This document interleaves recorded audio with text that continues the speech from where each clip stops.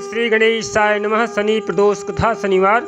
गर्ग आचार्य जी ने कहा है, महामते आपने शिव शंकर शंभु को प्रसन्न हेतु समस्त प्रदोष व्रत का वर्णन किया है। अब हम शनि प्रदोष विधि सुनने की इच्छा रखते हैं, सो कृपा करके सुनाइए। श्री सूतोवाच। श्री सूत जी कहते हैं कि हे ऋषि वृंद, निश्चयात्मक रूप से आपका शिव पार्वती के चरणों में अत्यंत ही प्रेम है। मैं आपको शनि त्रयोदशी अर्थात शनि प्रदोष व्रत के विधि को बतलाता हूँ, सो ध्यान से सुने।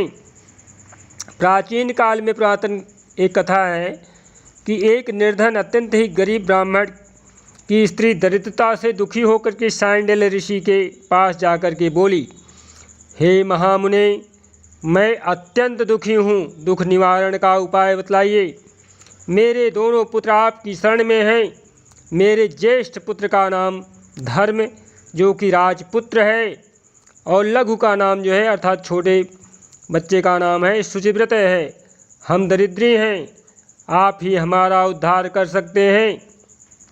इतनी बात को सुनकर के ऋषि ने शिव प्रदोष व्रत करने के लिए कहा।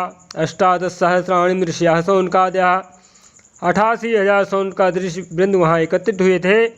इस प्रकार से जो है तीनों प्राणी प्रदोष व्रत करने लगे, अर्थात उस माता के दोनों बच्चे और स्वयं माता, ये तीनों जो है भगवान शिव शंकर भोलेनाथ का प्रदोष व्रत करने लगे।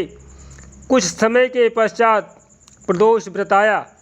तीनों ने व्रत का संकल्प लिया। छोटा लड़का जिसका नाम शुचिव्रत था, एक तालाब पर स्नान करने को गया तो उसे मार्ग में अर्थात रास्ते में स्वर्ण कलश, सोने का कलश धन से भरपूर मिल गया। उसको लेकर के वह घर आया। प्रसन्ना नाम भोया, प्रसन्न होकर के खुशहाल होकर के बोला, हे माता कि मैं जो है माँ यह धन मार्ग में प्राप्त हुआ है, अर्थात उसने अपनी माता जी से प्रसन्न मुद्रा में आकर के बोला कि हे माता, जो यह स्वर्ण कलश है धन से भरा हुआ है, ये मुझे रास्ते में प्राप्त हुआ। माता ने धन देख करके शिव की महिमा का वर्णन किया।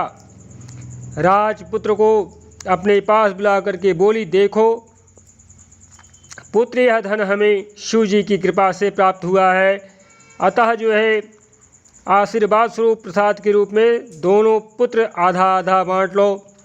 माता का वचन सुन राजपुत्र ने शिव पार्वती जी का ध्यान किया और बोला, पूज्य, यह धन आपके पुत्र का ही है, मैं इसका अधिकारी नहीं हूँ। मुझे शंकर भगवान और माता पार्वती जब देंगे तब लूँगा। इतना कहकर वह राजपुत्र शंकर जी की पूजा में लग गया। एक दिन दोनों भाई को प्रदोष भ्रमण का विचार हुआ। इस प्रकार से वह सभी लोग जो है घूमने के लिए प्रदेश भ्रमण के विचार से निकले। तो उसी समय जो है प्रदोष व्रत का समय भी था। वहाँ अनेक गंधर्व कन्याओं को खेलते हुए क्रीड़ा करते हुए देखा। उन्हें देख जो है शुचिव्रत ने कहा, भैया हम आपसे इससे आगे नहीं जाना चाहते हैं, अर्थात हम मार्ग में अब यहीं रुक जाते हैं। इतना करते हुए देखा तो उन्हें देख जो है शुचिव्रत ने कहा। श्री सूतोवाच। श्री सूत जी कहते हैं कि शुचिव्रत ने कहा, भैया अब हमें जो है इससे आगे नहीं जाना है। इतना कहा शुचिव्रत उसी स्थान पर बैठ गया, परंतु राजपुत्र अकेला ही स्त्रियों के बीच में जा पहुंचा। वहां एक स्त्री अति सुंदर राजकुमार को देख करके मोहित हो गई और राजपुत्र के पास जा करके पहुँच करके कहने लगे कि हे सखियों, इस वन में के समीप ही जो है दूसरा वन है, तुम वहाँ जा कर के देखो, भांति भांति तरह तरह के पुष्प खिले हैं, बड़ा सुहावना समय है, उसकी शोभा देख कर आओ। मैं यहाँ बैठी हूँ, मेरे पैर में बहुत पीड़ा है। ये सुन सब सखी दूसरे वन में चली गई। वह सुंदरी राजकुमार को देख करके मोहित हो गई। इधर राजकुमार भी कामुक दृश्य निहारने लगा। युवती बोली, आप जो है कहाँ रहते हैं, वन में कैसे पधारे हैं, किस प्रयोजन से आए हैं, किस राजा के पुत्र हैं, क्या नाम है? राजकुमार बोला, मैं विदर्भ नरेश का पुत्र हूँ, आप अपना परिचय दें। युवती बोली, मैं विद्रेक नामक गंधर्व की पुत्री हूँ, मेरा नाम अंशुमती है।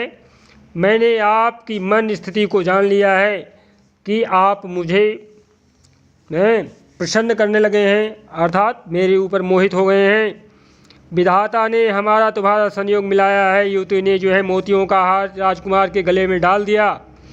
राजकुमार हार स्वीकार करते हुए बोला कि हे भद्रे, मैंने आपका प्रेमोपहार स्वीकार कर लिया है, परंतु मैं निर्धन हूँ, गरीब हूँ। राजकुमार के इन वचनों को सुनकर के गंधर्व कन्या बोली कि मैं जैसा कह चुकी हूँ वैसा ही करूँगी, अब आप अपने घर जाएं। इतना कहकर गंधर्व कन्या सखियों से जा मिली। घर जा कर के राजकुमार ने शुचिव्रत को सारा वृत्तांत कह सुनाया। जब तीसरा दिन आया, वह राजपुत्र शुचिव्रत को लेकर के उसी वन में जा पहुंचा। वहीं गंधर्वराज अपनी कन्या को लेकर आ पहुंचा। इन दोनों राजकुमारों को देख आसन दे करके कहा कि मैं कैलाश पर गया था, वहां शंकर जी ने मुझसे कहा कि धर्मपुत्र नाम का राजपुत्र है जो इस समय जो है राज्य विहीन निर्धन है, मेरा परम भक्त है। हे गंधर्वराज, तुम उसकी सहायता करो। मैं महादेव जी की आज्ञा से इस कन्या को आपके पास लाया हूँ, आप इसका निर्वाह करें। मैं आपकी सहायता कर राजगद्दी पर बिठा दूंगा। इस प्रकार राजा की बात सुनकर के गंधर्वराज की कन्याओं का विधि पूर्वक जो है विधिव्रत विवाह कर दिया। विशेष धन और सुंदर गंधर्व कन्या को पाकर के राजपुत्र अति प्रसन्न हुआ। भगवान कृपा से जो है अपने शत्रुओं का दमन कर के राज्य का सुख भोगने लगा। जय शिव शंकर भोले पार्वती माता संदेव महाराज की।